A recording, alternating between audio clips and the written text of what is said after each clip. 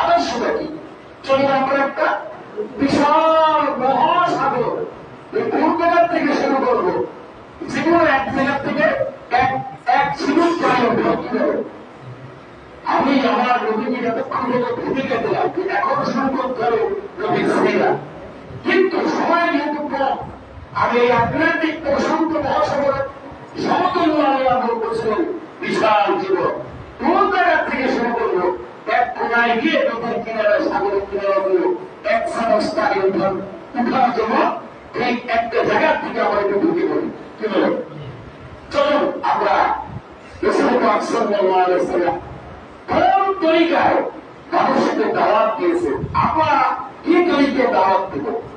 দাওয়াতের ক্ষেত্রে আমরা যারা মুসলমান, দাওয়াতের ক্ষেত্রে আমাদের জন্য কি আদর্শ তৈরি গেছে এবং দাওয়াত দিতে গিয়ে এর যত দূর অত্যাচার যদি করা হয় সেক্ষেত্রে কি ধৈর্যের পরিচয় দিয়েছে এবং শত্রু পক্ষের সাথে তিনি কেউ দ্বন্দ্ব করেছেন না দুর্ব্যবহার করছেন, এটা তিনি কি আচরণ করেছেন।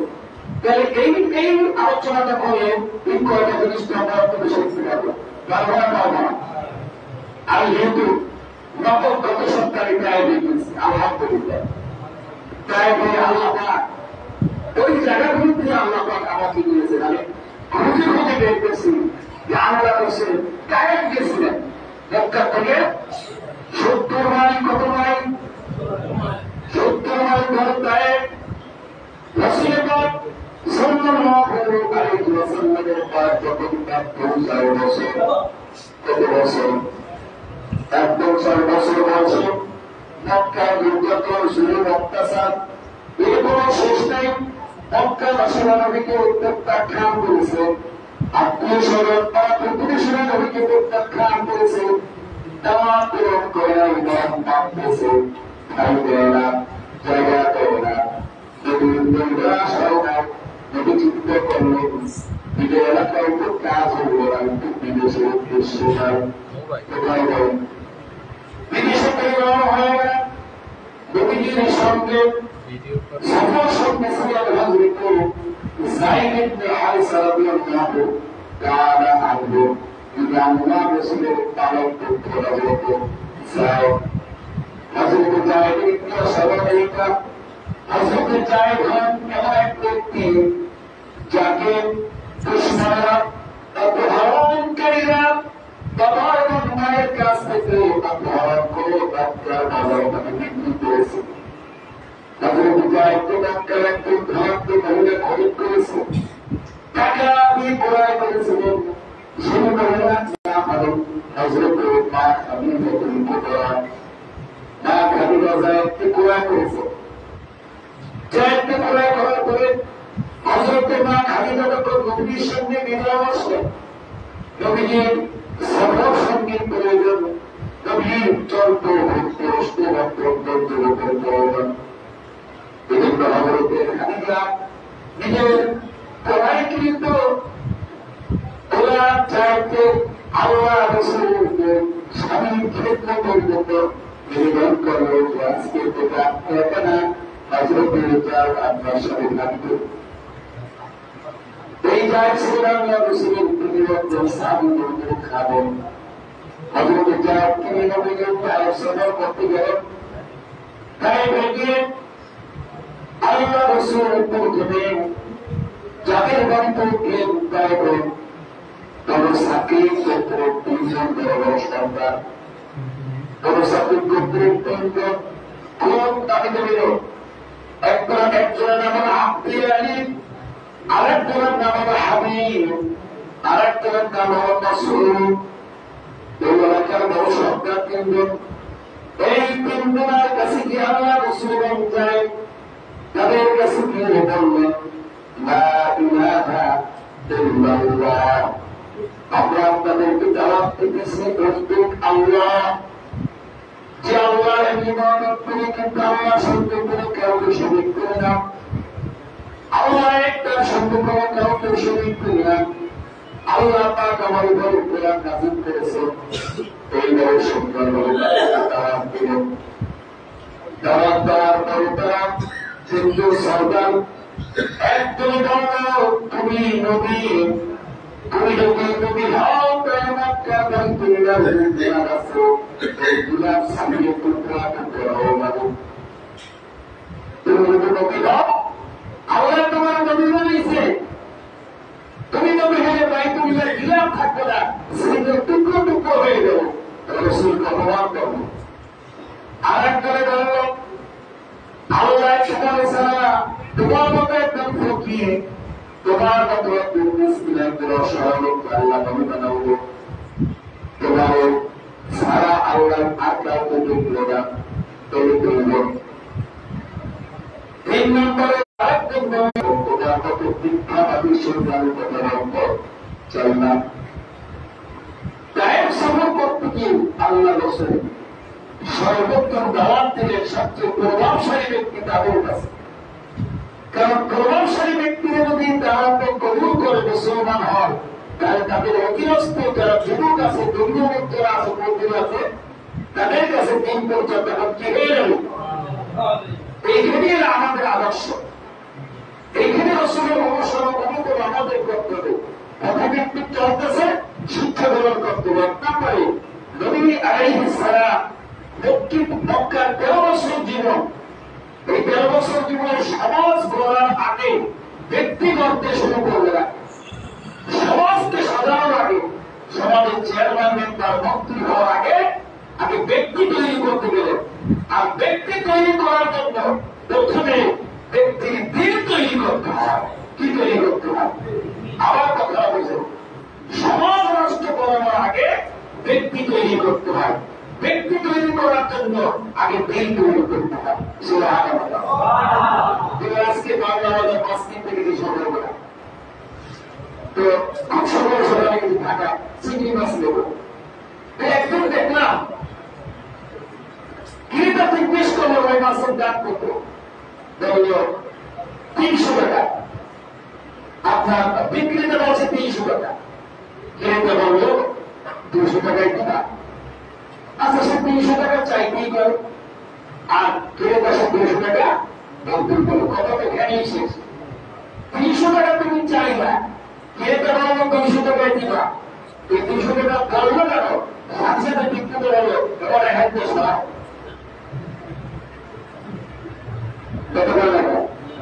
আজকে সকালে তাজা খাবো তোরা বলছে আমি দাঁড়াই দিলে বৃষ্টিতে দাঁড়াই দিলে সবকিছু গরম খাবো তাজা খাবো এখন কি হলো এই চেষ্টা গেছে আপনার খাতা হয়েছে তুই মাছ বাজাতে তৈরি করে তুমি আমার শব্দ তৈরি করো এটা খুব ধরনের আচরণ তোমার কাছে কি ধরনের ব্যবহার আমার সব থেকে বলি এখন এই 2 জন মানুষ 2 জন ব্যক্তি কিন্তু তাদের তৈরি তৈরি হয় একজন বিক্রি করতে গিয়া 200 টাকা চাইছে আর একজন কিনতে গিয়া 200 টাকা বলছে কমতে পারতে পারি তুমি যেটা তোমার বলার সহযোগ তুমি একটা দাও নাকি তোমার অনেক দোকান পারো তার কারণে এই লোকটা আমার ভূমি তোমার কাছে আসতে পারো সে কেন আমরা এখান থেকে সব তাদের ব্যক্তি তৈরি হয়েছে না মানুষ হয়েছে কিন্তু আসল মানুষ তৈরি হতে পারেনি বস্তুমাংসের মানুষ হয়েছে কিন্তু বিকৃতবাক্য মানুষ হতে এবার ক্রেতা কি করলো সে এই কথা আমাদের আমার মতো আমি ইসলাম মহানবী আমি চিন্তা করতে কত মানুষের মতো কাজ করলে কিন্তু আমার তো মানুষের মতো কাজ করতে হবে আমি ধৈর্য পালন করবো কি হবে আমি ধৈর্য পালন করা একটা মানুষের আর এখানে দৌড়াদৌড়ি বলবো সমাজের কিন্তু মানুষ কিন্তু আসলে মানুষ তারা এরপর 2 নম্বরে এই মতো মোবাইল সাইকেল চালাই আসলাম একজন বড় ব্যক্তির সাথে দেখা হয়েছে সেটা একটা কোরআন লেখাপড়া করছে আমি বলছি আগামী শুক্রবারে তোমাদের মসজিদে সম্ভবত সিরিয়াত মাহবুব হবে আমি আসবো তো সাথে সাথে শুনতেই আমার আত্মীয় হয় সন্তান সমতুল্য বলছে আমাদের কাছে কাছে গেলে আমি এখন নিবন্ধ করে দেবো আমি এখন কি করবো তাহলে আমার লাগে যে আস্তে আরেকটার সাথে বন্ধু আসলাম যে কোটি কোটি মানুষ বিদ্যুৎ করে কিন্তু আসল মানুষ কোথায় করতে পারে এই কথা তার পোশাক আছে, কবিতারি আছে, রেল আছে, সামাজিকতা আছে, সম্পদ আছে, কিন্তু আসলে মানুষকে তুলে করে দেন, যার কারণে গন্ডগোল লাগে সেই জিনিসগুলি তাদের ভিতর আছে। কিন্তু বলতে পারতেন আলহামদুলিল্লাহ মারহাবা, আমি তো জানি না, আমি যদি খুশি হলাম আপনি আসবেন, ওই নিয়মের কোনো অন্তর্গত না। এবার তারা দাওয়াত দিলে আয়োজন করছে, আমার তো জিজ্ঞাসা করা হয়েছিল, তো বুঝলে একটা ভালো কাজ আমি তোমাদের সাথে আছি, তোমাদের খাবে বিষয় এইটা না করলে কি বলছে, আমি যে এখন বন্ধ করে এই যে মানুষ হবে আমরা গোষ্ঠী মাংস মানুষ, কিন্তু আসল মানুষ হইতে পারি নাই। পৃথিবীতে নবী রাসূল বলে এসেছে এই মানুষগুলো দিন তৈরি করা হতো। কি তৈরি করার জন্য আসছে? আল্লাহ রাব্বুল আলামিন বলেন ফাবিমা রাহমাতিন মিনাল্লাহি লিনতা লাকুম, আমার নবী আল্লাহর রহমতের দ্বারা আপনার দিল অত্যন্ত এবং হালকা এবং হৃদয়টা এবং মুসলিম। ফাবিমা রাহমাতিন মিনাল্লাহ, আল্লাহর রহমতে আল্লাহর রহমতের মাধ্যমে আপনার এত নরম, এত গরম, এত মসৃণ, এত স্বচ্ছ, এত সুন্দর,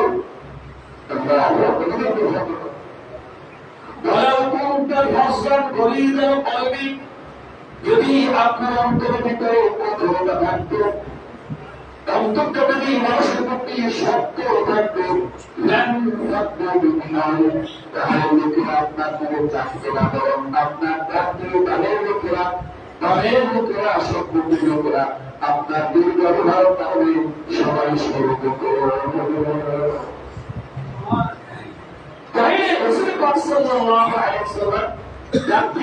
স্বচ্ছ, সুন্দর, কোমল হৃদয়, এত ভদ্রতা, এত বিনয়, এত সুন্দর আল্লাহ আল্লাহ করে এটা আমি আপনাকে দিয়েছি।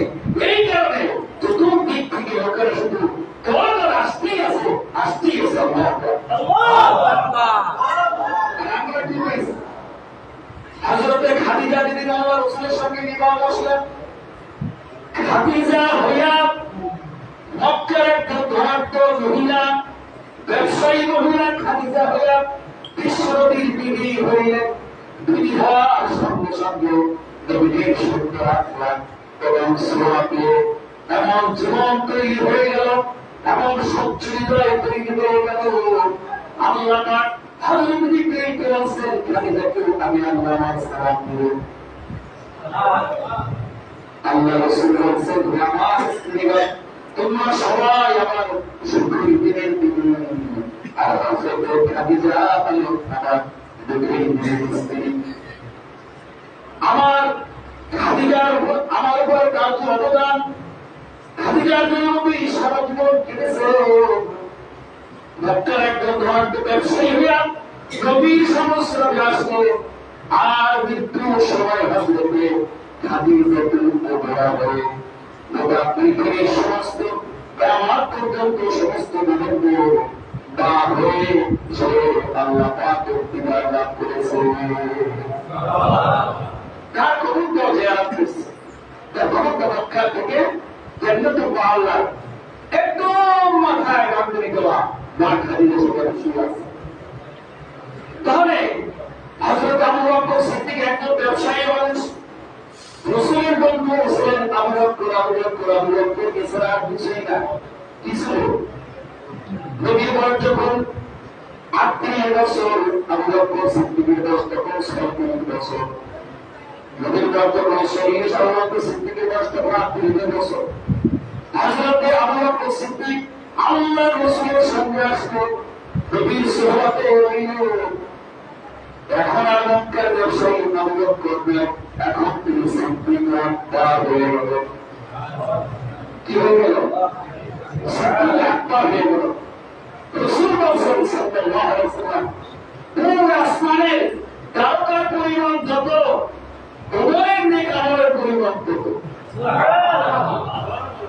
হযরত আয়েশা বলছেন, আমার আব্বা গেল বলতে সবই নম্বর দিয়ে দিলে আমার আপনার কাছে কিছু বললেন না, নামটা একটু খারাপ।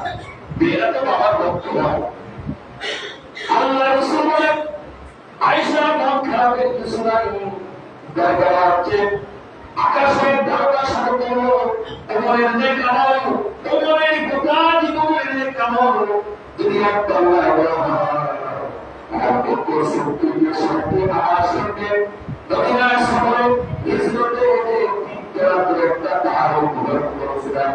এক রাত্রে সারাত নেওয়া গোটা চিন্তা থেকে বলো আলোচনা তার থেকে বেশি হবে। আমার কাছে বিজ্ঞানী হয়ে গেল মুসলমানের দিকে আছেন মক্কা নবীর মুহাজিরিন সাহাবাদের সবার বিয়ার করে সব করেছি। যত মানুষের কথা মুসলমান দিলাম ইসলামের ভিতরে আমার আছে সবার বিয়ার করে আপনারা কষ্ট বিয়ার করে করতে তারপর কিয়ামত হবে আপনারা কষ্ট বিয়ার আমাদের আল্লাহ পাক দিয়ে করতে আপনি সব করবেন। কেমন পরিস্থিতি কি হলো? হযরত রাসূল মক্কার সবচেয়ে বড় একজন বড়টি জালিম বলে আপনি বলবেন মানুষকে হত্যা করে রাসূল হত্যা করার জন্য আসছে। রাসূলের পাশে আসলেন ওমর এখন মন নাই ওমর ভালো হয়ে গেল। আল্লাহ তাআলা দেখেন কি হয়ে গেল। রাসূল বলেন লক্কানা বাদি নবিয়্যিল্লাহ কালাম আমার পরে পৃথিবীতে সুরা করা আল্লাহ বলুন কাউকে নবী রাসূল দুনিয়াতে পাঠাইতো তাহলে আল্লাহ পাক করতেন। হযরত আলী নবীর কাছে আসলেন, নবীর কাছে আসার সঙ্গে সঙ্গে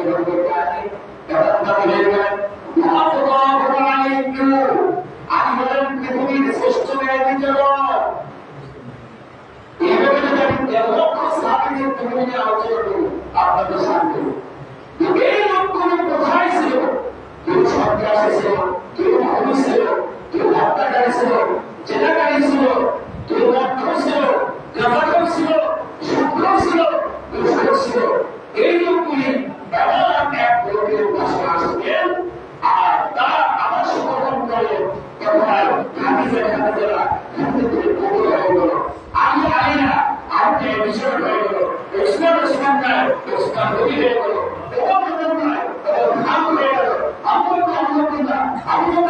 হয়ে গেল সালমান সালমান না সালমান হাসি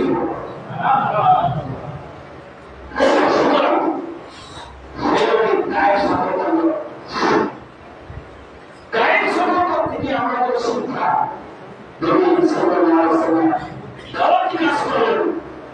ঘরে ঘরে দাওয়াতের মুক্তি মক্কা ১৩ বছর ছিলেন। মাইক খাইছেন কিন্তু কোনো প্রতিশোধ নেন নাই তিনি। দিয়ে তাকে তার গায়ে হাত দেওয়া হয়েছে, তার বছর থেকে হাত দেওয়া হয়েছে, তাই তাকে আক্রমণ করা হয়েছে। তাই বাজারে গিয়ে একজন সাহাবী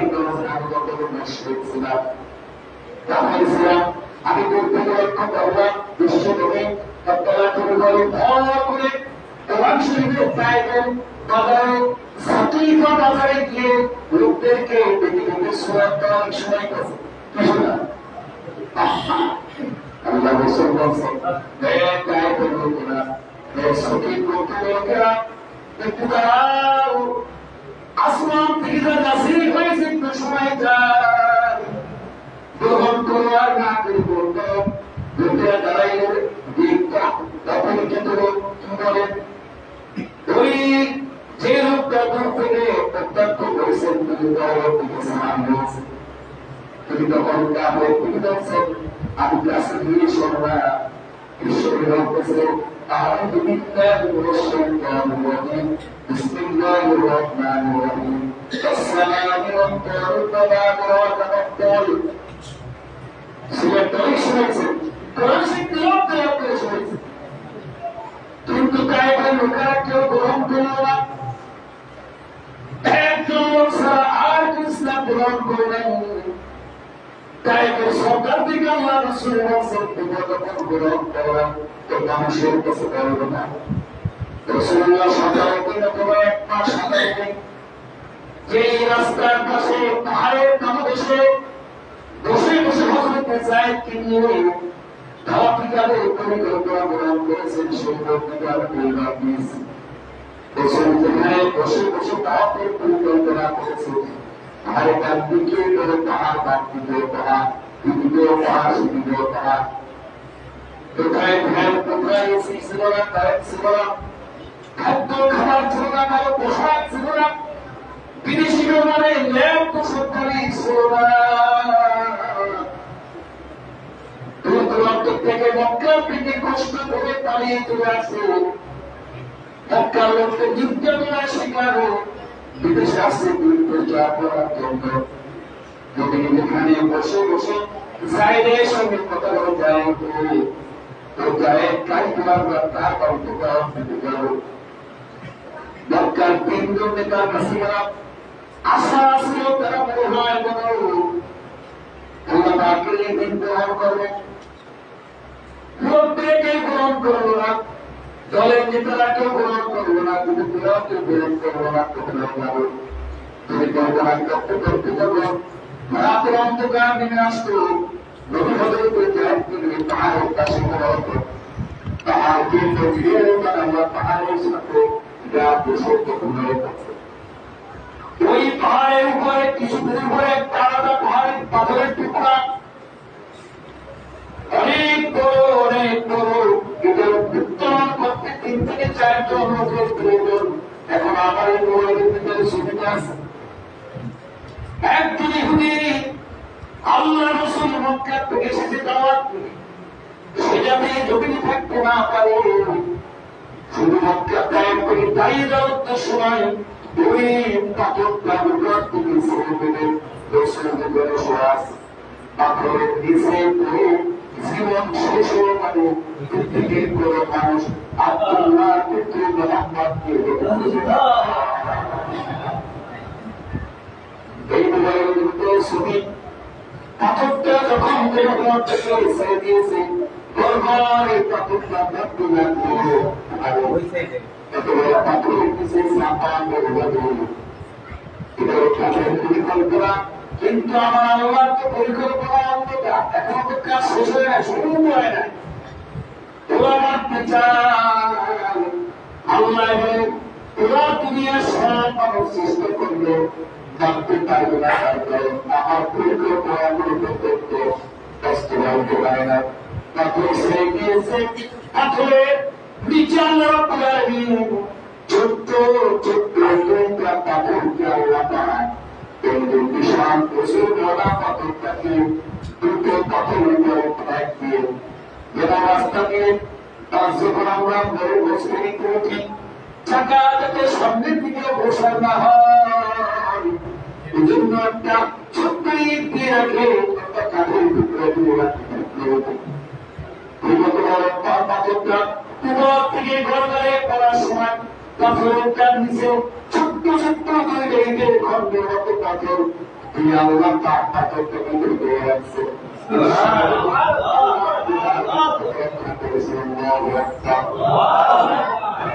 সেই যে ছোট্ট ছোট্ট আধা কেজি ওজনের 2টা পাথর, প্রায় 20-25 ওজনের বিশাল পাথরটা বুকে জড়াইয়া কাবুরাইয়া ধরে বিশ্বনবীর গায়ে যাতে না পড়ে বিভিন্ন পাথর কিন্তু ধরে রেখেছে।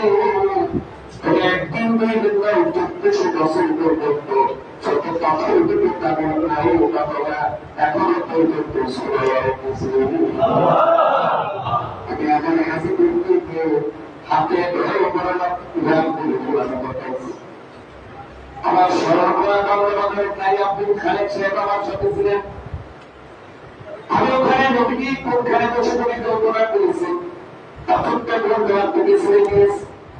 এরপরে আল্লাহ রাসূল লোকেরাকে আসে যখন তিনি বলতেছেন, তাই মুরব্বীরা সর্দারেরা বলছে, এই মক্কার পাগল যুবক থেকে তাড়িয়ে দাও। যুবকদেরকে মারতে বলা হয় না, আপনি তো নাসির, তারপর যদি হয় ধরে পারে। যুবকদেরকে বড়রা বলে দিয়েছে তাড়িয়ে দাও। তাইফের জমিনে যত সে তাড়াইতে না পারে আর কিছু করা লাগবে না।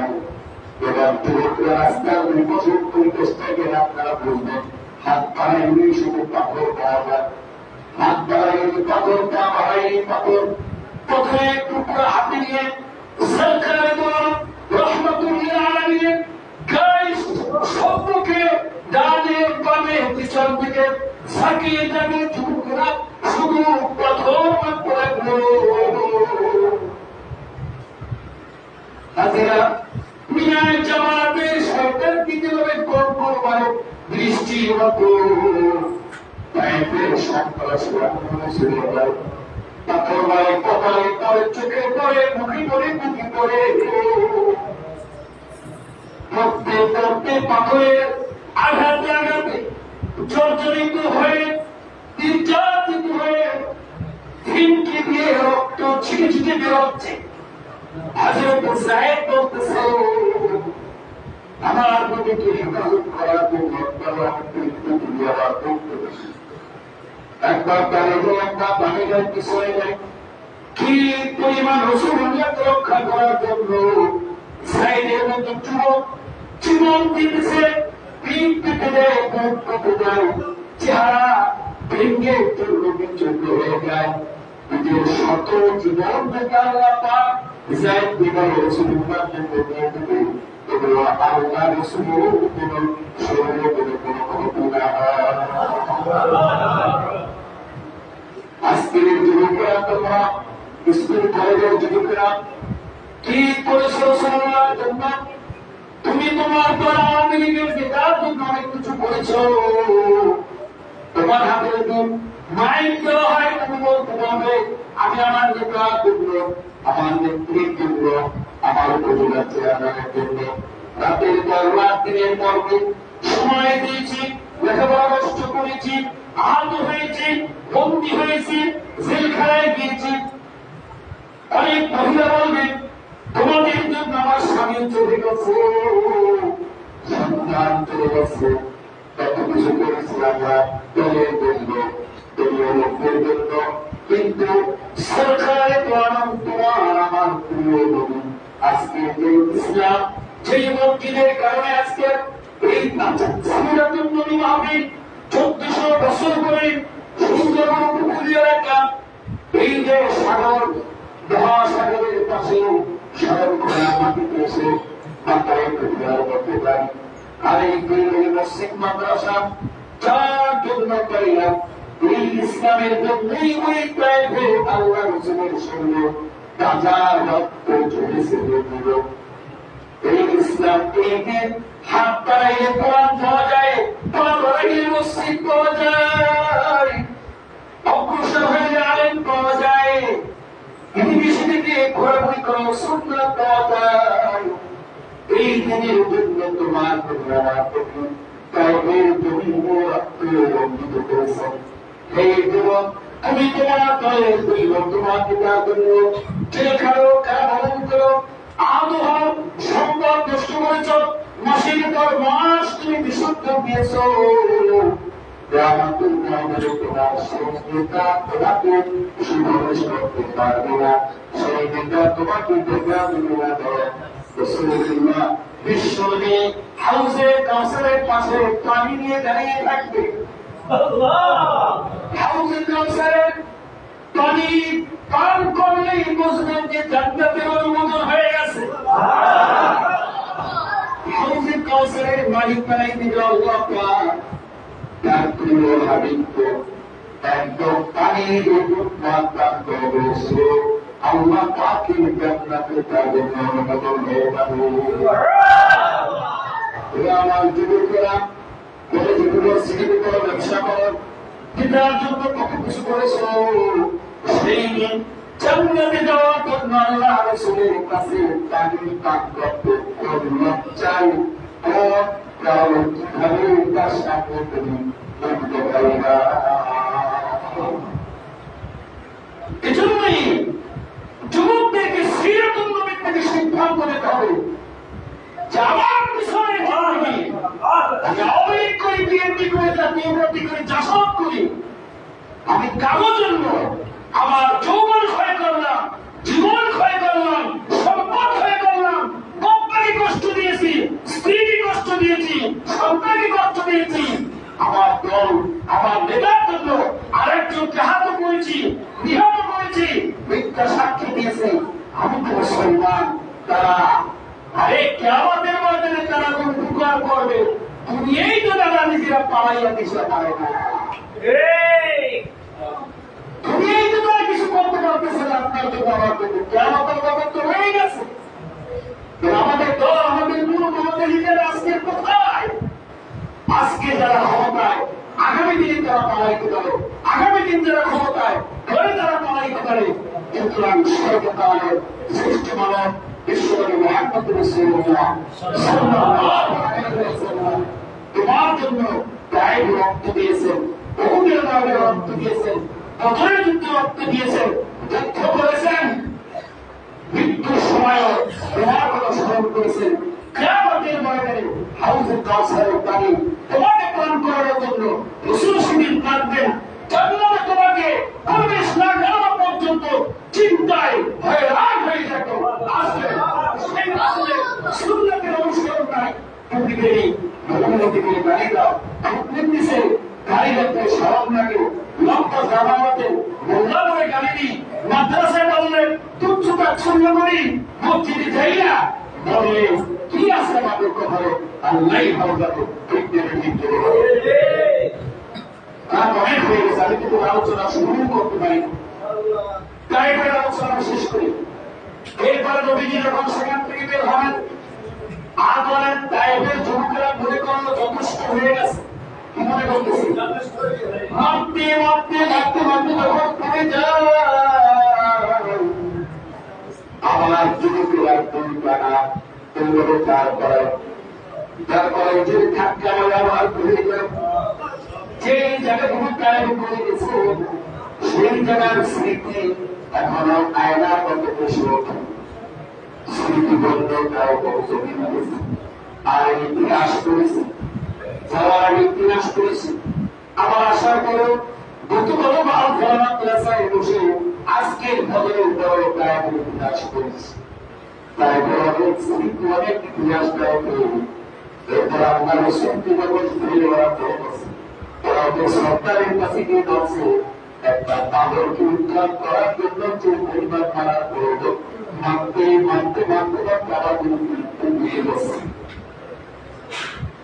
আল্লাহ রসুল হযরত যায়েদকে বলেন, জানো চলো একটু সামনের দিকে যাই।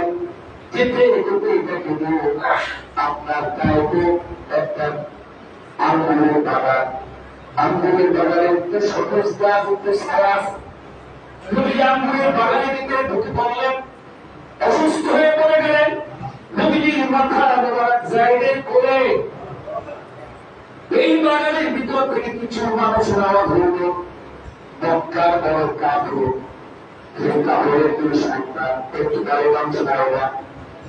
নবী আর দুই ছেলে সাহেবান মক্কা, ওই মক্কা থেকে প্রায় দেশে তারা চাষাবাদ করে। তারা দূর থেকে লক্ষ্য করলো মক্কায় যে কাপড়টা মক্কা নতুন করে প্রচার করেছে, মানে বিস্তার করেছে। সে আবার দায়িত্বে আসছে, এখানে তারা পৃথিবীর মার খেয়েছে। কিন্তু তাদের ভিতরে একটু মায়া লেগেছে। তাদের কাম জন্মভূমি আমাদের মক্কা, পাগল হইলে আমাদের তার মানুষ পাগল হইলে নতুন ধর্ম আবিষ্কার করেছে আমাদের শত্রু। তবুও সে কিন্তু ও ভাই সাবধান, সে কিন্তু আমাদের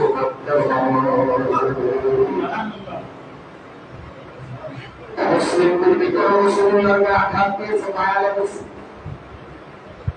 অমুসলিম কাফের তাদের অন্তরের ভিতরে মায়া লেগেছে, মানবতা ছিল। আজকে মুসলমান নিরীহ বিনা দোষে আমার মায়ের সম্মুখ থেকে, স্ত্রী সন্তানের সম্মুখ থেকে নকল আদায়ের বিরুদ্ধে আয়না দলের ভিতরে রাখবে। বছরের পর বছর স্ত্রী জানেন আমার স্বামী ভিতরে ফিরে আসবে কিনা, সন্তান আব্বুকে করে ডাকে, পৃথিবীর অন্তরে বিরাট প্রভাবে আসবে। মা প্রাকৃতিক সান্ত্বনা কিন্তু পারিবারিক বিপদের কিন্তু লাভ করা যাবে মা চিন্তা করতেছে সন্তানকে সান্ত্বনা বলে আমি আর কতবার ভাগ্য স্বামী আছে এইভাবে সন্তান স্ত্রী বাবা মা সবাইকে সবার থেকে বিচ্ছুন্ন করে 8 বছর 10 বছর পর্যন্ত আয়না ঘরের ভিতরে রেখে বুদ্ধিত্ব জীবন নির্যাতন শুরু একটু দয়া পুরীর ভিতরে একটু দয়া একটু মায়া লাগলো তাদের তুমি তোমার সন্তানকে দিদির দিলে তাদের তুলে তার দিতে দাও তুমি তোমার সন্তানকে নিয়ে কোরবানিতে আনন্দ করো রমজানে ইফতার করো আর তোমার চক্রান্তে যে রূপপুরে আয়না ঘরের ভিতরে যে রূপপুরীকে তুমি বন্দী করলাম খুন করলাম পাহাড়ি এলাকায় নিয়ে তাদেরকে হত্যা করলাম তাদের দিবি তাদের সন্তানকে কারাতের ময়দানে তুমি কি জবাব দিবে